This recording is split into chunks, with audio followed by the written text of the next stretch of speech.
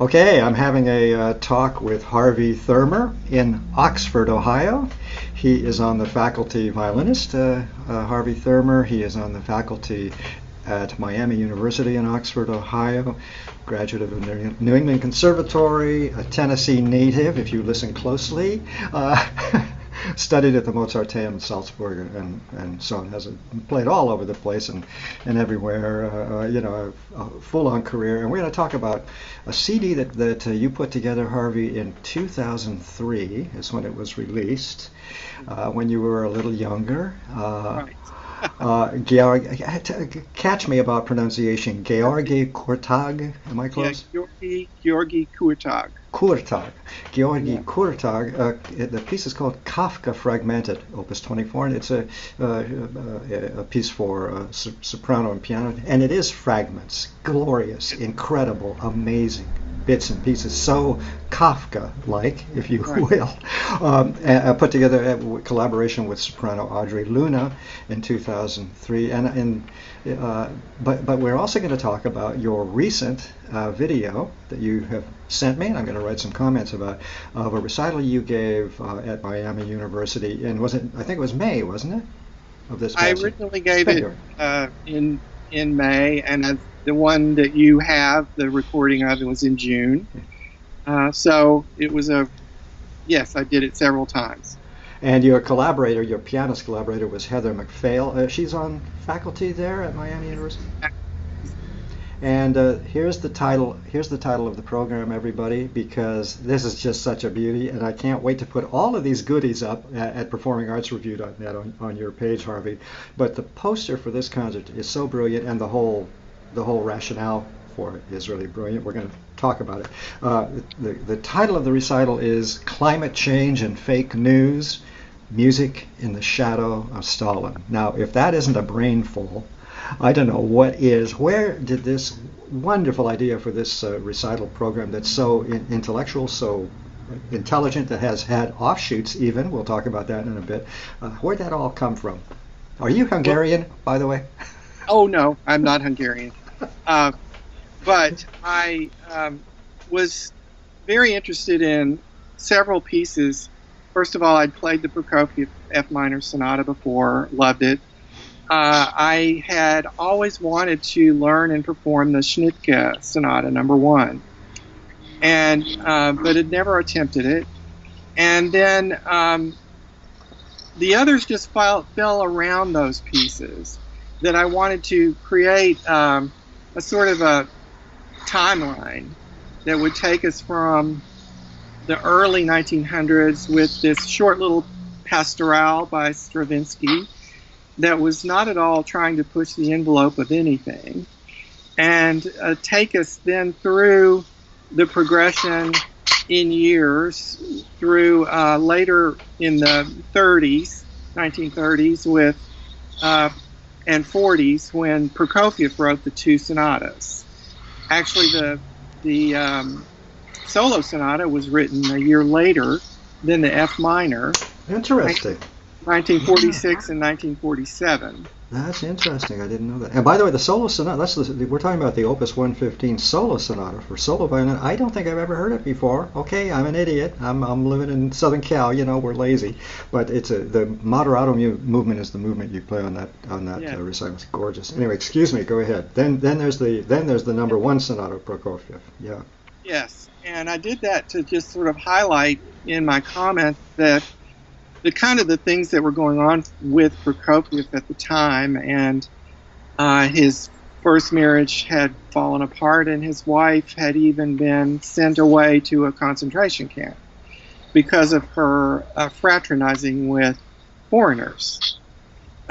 So then he had also been commissioned to write Peter and the Wolf, which had become his claim to fame.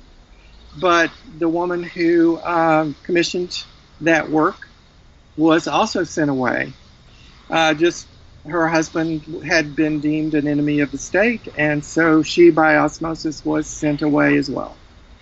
So a lot of these composers, Shostakovich, of course, and Prokofiev, were having family members removed for no reason at all, just to manipulate these composers. So while I was studying this music, of course, I was listening to the news. And on the news, we heard these terms, climate change and fake news, every day. And I thought, well, if anyone knows what those words really meant, it was these composers. They knew personally the damage that the climate change of the political climate and whatever news Stalin seemed to want to write about them totally devastated their lives or manipulated. And they dealt with it in very different ways, I think. By the way, that is absolutely brilliant. It never quite occurred to me. The big question in my mind was, what's the connection, this climate change and fake news? I thought it was damn clever. I mean, that was a great way to get people into the recital room, but I just couldn't quite get it. Now I get it. Of course, Stalin is the prime example of fake news and climate change, as you just said, political climate for sure. Brilliant. Yeah. So then Schnittke came along, and he is very hard to categorize, because he, in that particular sonata, was using the 12-tone row, but managed to make it quite palatable and have elements in it that were very entertaining, I thought, and also revealed a lot about himself. He loved to mash up different types, periods of music. So you could hear classical forms in there, and he did that in other works he wrote that referred back to an earlier time, but with more contemporary harmonies. So he was also born and raised in a part of Russia that had been German and Jewish. And so even though he grew up and was considered to be Russian, he considered himself more German because all of his relatives were German Jews. And then later in life, he converted to Catholicism.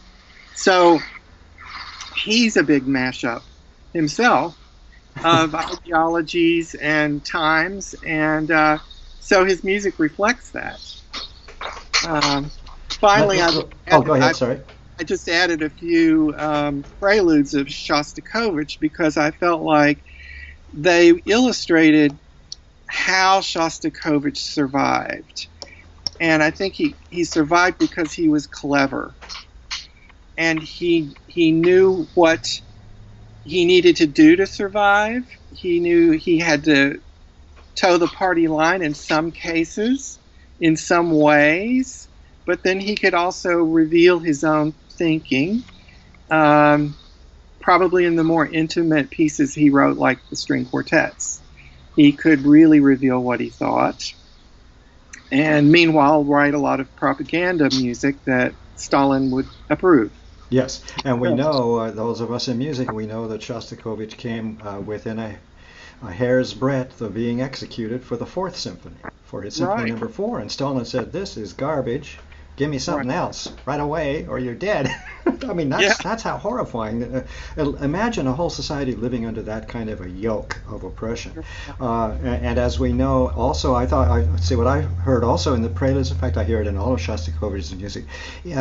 Even as charming as they may be, there's an undertext, there's a subtext, there's irony, there's sarcasm, there's something there, just as with the Fifth Symphony of Shostakovich that he wrote on pain of death to satisfy Stalin. It's it's chock-a-block with subtext. It's so admirable, and this program that you put together, Climate Change and Fake News, Music in the Shadow of Stalin, it's so admirable that artists managed to survive, had to struggle to figure out how to do so, how to stay alive in that oppressive system, and were still able to project their art, their true thoughts at various sub-basement levels. That's the beauty of that period. Oppression leads to great art, maybe.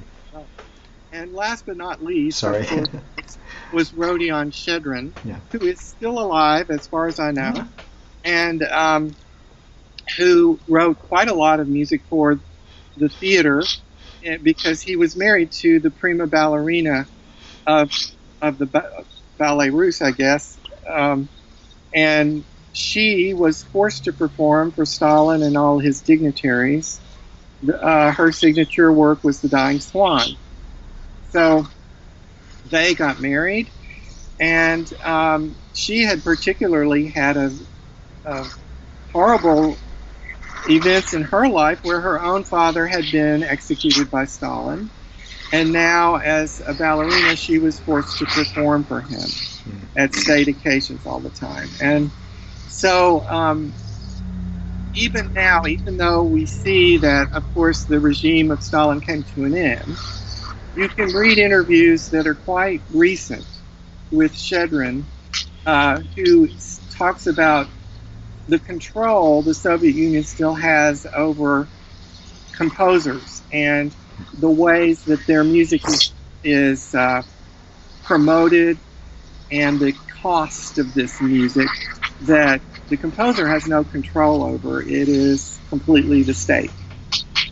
So things haven't changed a whole lot, apparently. And as we very well know with Putin, he's, Emperor Putin, right. the first. The once a system that grotesque and that powerful is in place, and I could even take it back to the Romanovs, that kind of an oppressive system that has been the Russian way for so many hundreds of years, it's hard to dislodge it, to get rid of it.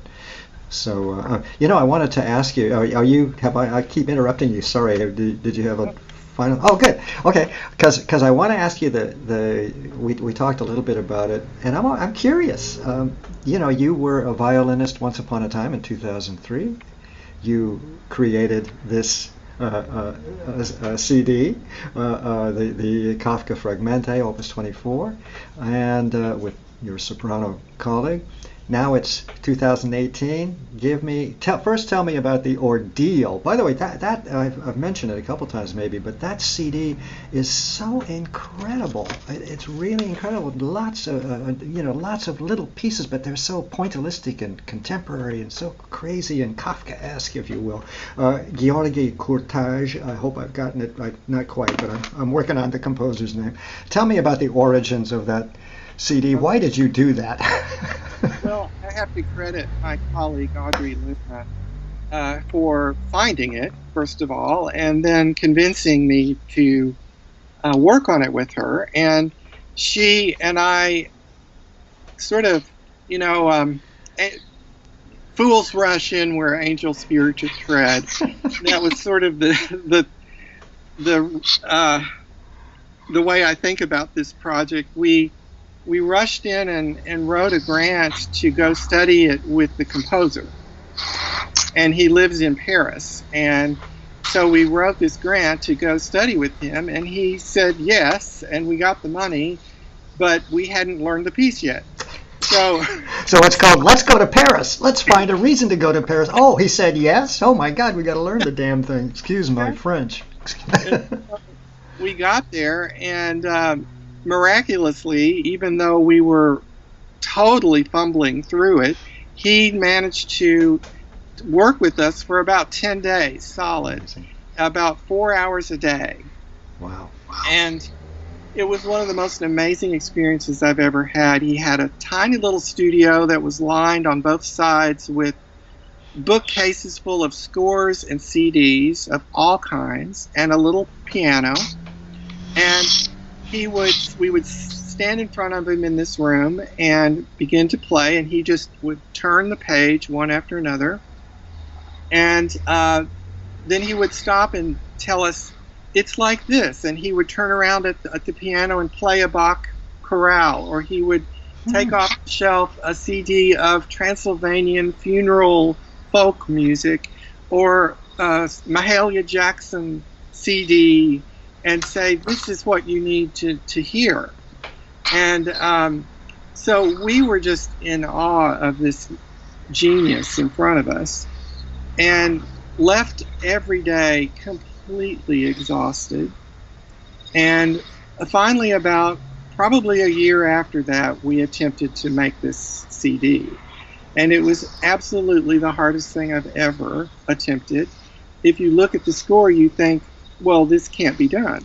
No, I'm lying. Okay. And I would even ask him, I would naively go up and say, well, what notes do you really want to hear in this score? And he would just look at me like well, I wrote them all. Of course I expect to hear them all. So I did what I could to play them all. But the interesting thing about this piece is that it is just as expressive and descriptive as any Schubert or Schumann work. It totally describes the phrase that is the text. If it's talking about standing in front of in a train station and watching the train go by, you feel that happen. You hear the Doppler effect. If the text is talking about wind blowing dead leaves across the path, you hear that. So there's one amazing movement that's describing a singer who's on a trolley car in Vienna, or I don't know what city she's in, but she's on a trolley car, and you hear the bell ringing, you hear her singing a Lehar, a tune. She's accompanied by two violinists that join her, and I have to be both violinists at the same time. And so it's, of course, on the surface it may sound completely crazy, but then if you look at the text, you hear exactly what the text is about. And looking at those complicated scores of his, I just was looking at what you have on your CD. It's, the mind boggles even for a conductor. I'm going, what? I've seen plenty. I've seen this kind of writing before. But to think that inside of all that black ink on paper is a living, breathing narrative. Right. That is, even if one takes the time and listens, becomes a living thing, as you said, a trolley going down the roadway and stuff like that. It's absolutely genius for starters, but also just the magic of music. Right. So I'd say that's a real peak for me of our artistic endeavor, I would say. We got to perform it several times, but it's a piece that sort of totally dominates your life, and you can't just do that forever. So we've moved on. But one thing that I think it really did for me was it encouraged me to kind of push myself into arenas where I didn't really feel all that comfortable, but was curious what the result would be. So even with this recital, I went further with this and approached a Center for Post-Soviet Studies at our university to see if a theater piece would be something that they would be interested in supporting. So they jumped all over it and said, they practically begged me to, send them the idea. So I got together with the theater professor, and we sat down and started brainstorming about how to create a script around the lives of these 5 composers. It turned out to be a script around more than, it was really, I guess if we left out anybody, it was Schnittke. Yes, I see. Yeah. This is Deceptive Cadence, the theater piece that was created based on the words of these composers, Shostakovich, Shchedrin, Prokofiev. Yeah. And by the way, everybody, there is a video of this piece. I have it, and I'm going to be putting it up on your site because it's fascinating. And the connection between the recital and then this inspiration. I've forgotten the playwright's name. I'm just trying. Mackenzie, right? Mackenzie, yes. And she and another Mackenzie graduate. Kirkman. There we go. Yeah. Mackenzie Kirkman. She and Kelly Feeman got together and took the writings. Everything that's in the show is directly quoted from one or all of these composers. and they used the music that I had supplied them. In some cases, one central piece in the show is the Shostakovich 8 String Quartet, which was like a bookend to this show. And in between, we have the Shchedrin tango that I played, and let's see, there was, of course, a reference to the ballerina doing the Dying Swan, and there was a little bit of a Stravinsky string quartet that all underscored the moods and the text that was being used. Yeah. So, and it's a reading, a sort of reading walk through a piece of theater. It's a multi, what do you call that? I just lost the term. You know what I mean? Multimedia. Multimedia piece with slides and film and everything. It's so instructive. Again, I'm going to put that up on your page at performingartsreview.net. But I thought, and Mackenzie Kirkman is on your faculty, yes? She is still a student. She's a graduate student. I just had to keep my mouth from dropping down to my knees here. Wow, amazing. And her professor is Christiana Harkulik, and she was the sort of the dramaturgy professor that helped them pull together all the sources and help them refine this. And she directed the show. So it's student written. It's it's very, very creative by the students at this in this theater department. And we should, at least I want to mention, because I just finished an interview and knew this anyway, but I didn't realize that Shostakovich was in such bad shape around the time of the 8th Quartet. The 7th, 8th, and 9th Quartets, he very nearly committed suicide. And so the deal here is the oppression that all of these brilliant geniuses went through, the overwhelming self-doubt that must have haunted them all the time. Am I good? Am I bad? Is Stalin right? Am I just useless? Just so incapacitating. And yet all of these people we've been talking about, all of these Russian composers, created such magnificent work. One of the questions that came out of it for me was, would these composers how would their genius have developed if they weren't under this pressure, under this stress? And we see what happened with Stravinsky, who lived outside of all of this in Paris and in America, and didn't even come back to Russia until after Stalin died. He flourished and was a groundbreaking, figure in music history. And I'm just curious what would have happened with Shostakovich or with Prokofiev. Would we have gotten these masterpieces, or would they not have been created? And by the way, some survived, some Stalin, and some did not. What I'm referring to is Shostakovich. He survived Stalin, and as we know, I was a student in the 70s in London. The 15th Symphony, the 14th Symphony, all the latter works of Shostakovich performed broadly in the West, and his sort of vindication, in a sense. Prokofiev, as you know, died on the same day as Stalin, and never could have imagined a world free of the oppression that he lived through all his life. It's just an amazing story.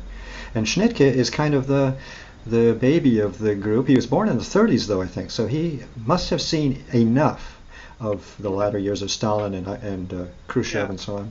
Interestingly, too, he was at the final performance, and he saw Prokofiev at the concert where Prokofiev's cello concerto was premiered, and Prokofiev died a year later. So he also went to school. He shared classes with Shchedrin, so his classmate. So it is very interesting how these people were connected in some ways. Even the famous theater director Meyerbeer no, what was that his name? I can't remember. Who was also executed by Stalin. Was good friends with Shostakovich. So there was all the artistic life going on at that time. Yeah. That they were all being persecuted and manipulated by Stalin. And a great many, not to talk this to death, but a great many composers whose names we don't know now, not just because they may have disappeared into the gulag, but because they towed the line, their music is garbage. Yeah. You know, Soviet socialist junk. Right. You know, the great Father Don, the great River Don, you know, in 3 scenarios, you know, all that Soviet socialist music, that is just garbage. So some people sacrificed their great talents to keep alive. Others worked their way through putting all of their genius at work. I'm just kind of thinking aloud. These great composers that we have mentioned that are on your particular program, you know, they didn't compromise one bit. No. They hit a lot. They hit a lot, and they assumed Stalin would miss most of it. He was, you know, a bumpkin. But right. what risks, you know? Wow. Right. Yeah. So those are the reasons why the recital came together, and then I just found myself wanting to dig deeper and deeper into it and read more and more. I'm still reading the autobiography of Rodion's Shchedrin's wife, Plitsetskaya, who was the prima ballerina, and it's quite a thick book, and it's unbelievable the things that she lived through and that I never knew about. For example, the woman who commissioned Prokofiev to do Peter and the Wolf. I never knew it. You know, and I found her autobiography, and she had been named the director of a children's theater in Moscow as a young woman. And so then she commissioned Prokofiev, and it was very popular. And the next year, after it was premiered, she was in prison, and her husband had been killed. And she continued to create theater and was eventually allowed back into Moscow. Survivor. You know, yeah, a total survivor. Yeah, her husband didn't make it, but she did. What? It must be, the snow must be 18 feet deep there. Is that why you're reading so much? And by the way, is there no past life? What is going on? By the way, I love Russian history and Russian composers. There's something. So is it possible that Russia and its experience is utterly unique on the planet? This kind of oppression. I'm just wondering if it's unique on the planet. How bad it was in the 30s and 40s. I think it might be, outside of Hitler. Right. Of course. Then there's China. No, so that's a whole other book. Cultural revolution there. Yeah. So I don't know. I think it is unique, and I think the Russian perspective and mentality is very unique. And you don't hear the same kinds of things from other nationalities. Yeah. Very bravo. Very well put. What is next? I was making a little bit of a joke, but the snowdrifts have to be fairly deep. What I'm getting at is what's going on in Oxnard. That's a town near me, in Oxford, Ohio. And what have you got up your sleeve? This had to have caused this wonderful program must have it caused a little bit of interest and some smiles and some lifted eyebrows, or what? Well, it did, and. Especially as it seemed to continue into the theater production. Amazing.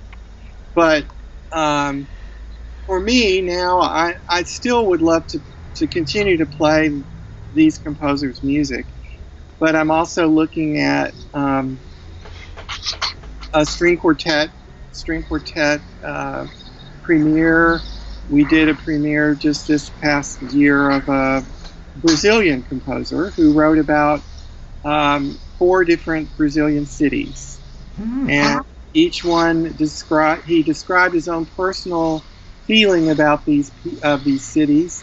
And as we worked on them, we interacted with him. He came over and worked with us on the premiere, and it was clear that he had very mixed feelings about some of these cities and the ways that they're changing and the ways that the political situation in Brazil even is coloring his feelings about his own cities where he lived. So I think if there's a thread to any of this for me artistically, it's you can always find a deeper level and a deeper layer of meaning that will shed light on how to perform something or give it a new facet of meaning. And so I'm much more interested now in the background and the backstory and the surrounding events that go along with a piece of art or music. You know, it's so critical to know history. It is so critical for all of us in the arts to know our history. I didn't mean to interrupt you, but here's my quick example.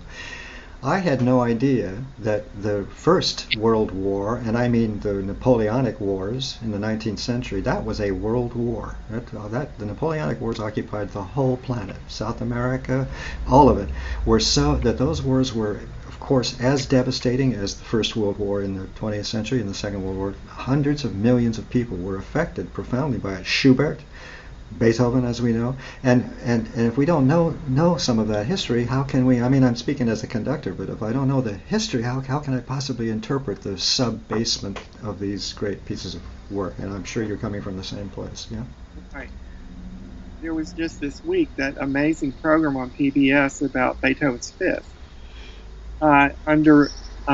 Underneath all of the turmoil going on in France, and his struggles, Beethoven's own ambivalence towards Napoleon, and all of this getting played out and written into his Fifth Symphony. So John Elliott Gardner, I think, had created this PBS special on. I read about it. Yeah, I don't really generally watch television, but I remember now reading about it. I knew John Elliott Gardner a little bit in Vancouver, in BC, once upon a time. Anyway, when I was younger. Yeah. Anyway, it was fascinating. You would really enjoy it. You should look at it. And it's good for us to know these things, as it is to finally understand the sub-basements of everything, literature, all of it. You know, that's what great art is: deep, complex, multi-layered, all of that. I don't know if you've answered my question. I'm just kind of, by the way, I love your wood roof. It's driving me crazy, all that gorgeous wood. It's pine, I guess, huh? Yes, it is. It's in our attic, and we restored it to make a media room.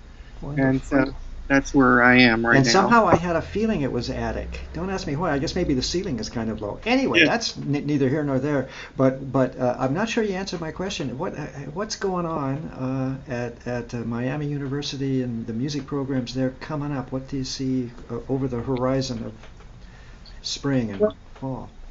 You know, if you want, you know, I guess I could say we're interested in breaking into and always, I'm a dinosaur. I feel like I'm a dinosaur. I've been on the faculty since '97, and so nice.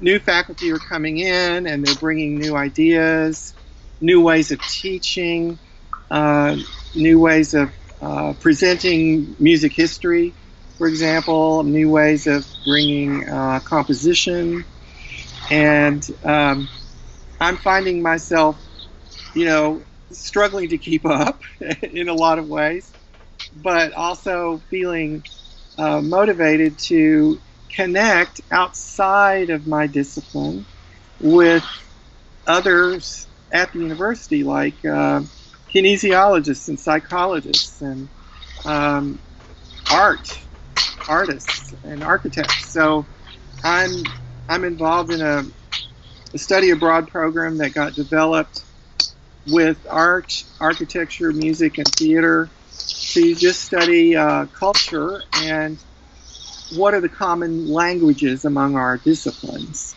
and how do they get fleshed out. And so I'm going in later this month to Ireland with a theater professor, and we're going to explore how theater and music tell stories. And we're doing this with non-actors and non-musicians. We really help them discover their own creative sides, no matter what their majors might be, and dabble in creation of stories and the creation of character, and even using sound to create a story without words. So I guess that's what's coming up. Well, that's a fist and a mouthful there. And by the way, it's exactly the right direction. I want to use the corny word multimedia, but multidisciplinary studies. It always, I'm a conductor, but I'm also a critic. So all my life, really. So, and it always has driven me crazy that so many of my musician friends have never had interest in going into an art gallery, for example, or catching the theater on a regular basis. And I just don't get it. It needs to it's all what we all should be involved in because we all grow from it. And that sounds like what's going on at Miami University. Yeah.